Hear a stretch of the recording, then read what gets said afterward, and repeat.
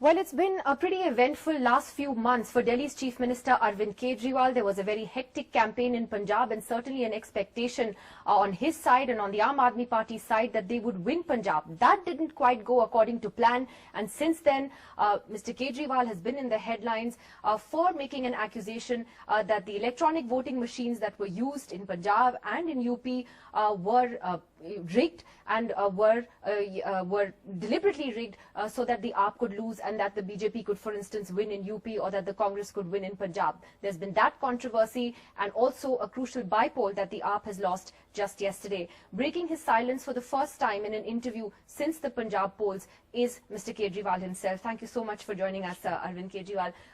केजरीवाल जी, हम आपसे आज बात कर रहे हैं। कल राजौरी गार्डन का बाईपोल का रिजल्ट आया और आज आपने कहा कि ये एक सीट का रिजल्ट है क्योंकि कैंडिडेट के खिलाफ बहुत गुस्सा था। क्या ये खाली एक सीट का ही रिजल्ट है? क्या ये खाली एक कैंडिडेट के खिलाफ गुस्सा है? हाँ, दिल्ली के अंदर दिल्ली सरकार के कामों को लेके बहुत पॉजिटिविटी है और ये मैं नहीं कह रहा, आपके रिपोर्टर्स भी जो इधर उधर घूमते रहते हैं वो भी बताते रहते हैं।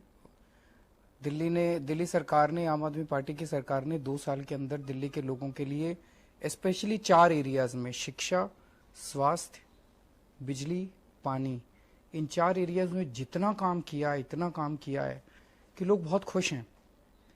राजौरी के केस में क्या हुआ कि चूंकि जरनैल सिंह जी ने सिख समाज के लिए पहले काफी काम किया था, वो पंजाब से चुनाव लड़ना चाहते थे, वो पंजाब से चुनाव लड़े। ये चीज राजौरी गार्डन के लोगों को पसंद नहीं आई। उनके मन में ये चला गया कि हमें बीच में छोड़ के चला गया और इसका बहुत ज्यादा गुस्सा था। हमें पिछले 10-15 दिन से जब कैंपेनिंग चल रही थी वहां से ये फीडबैक लगातार मिल रहा था कि जहां भी हमारे वॉलंटियर्स जा रहे हैं वहां से ये फीडबैक आ रहा है।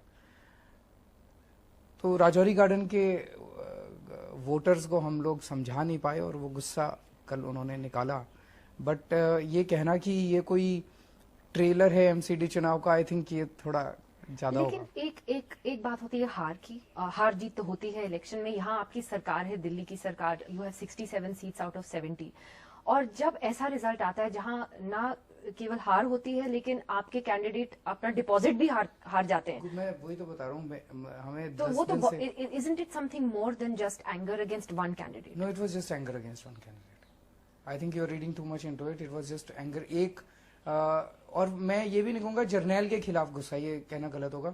वो जो छोड़ के बीच में पंजाब चले गए और पंजाब से चुनाव लड़ा, तो राजौरी गार्डन के वोटर्स के अंदर ये था कि हमें बीच में छोड़ के चले गए।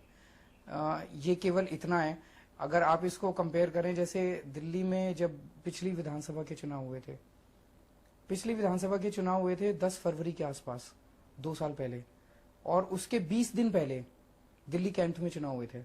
दिल्ली कैंट में हम सारी सीटें हारे थे, मतलब शायद और बाद में विधानसभा जीत गए, और 20 दिन के अंदर हम विधानसभा की 67 सीट जीत गए थे। उस टाइम भी सारी मीडिया ने चलाया था कि ट्रेलर है, कैंट की सारी सीटें हार गए, ये तो बुरी तरह से हार रहे हैं, ये माहौल है। ऐसा नहीं लेकिन क्योंकि एमसीडी के पोल अभी आने वाले हैं, कुछ दिन ही बचे हैं, क्या इसका कोई असर नहीं पड़ेगा आपको? एमसीडी के चुनाव पे जरा सा बिल्कुल नहीं, मतलब एक सेटबैक नहीं लगता है आपको किसी भी तरह से? बिल्कुल नहीं।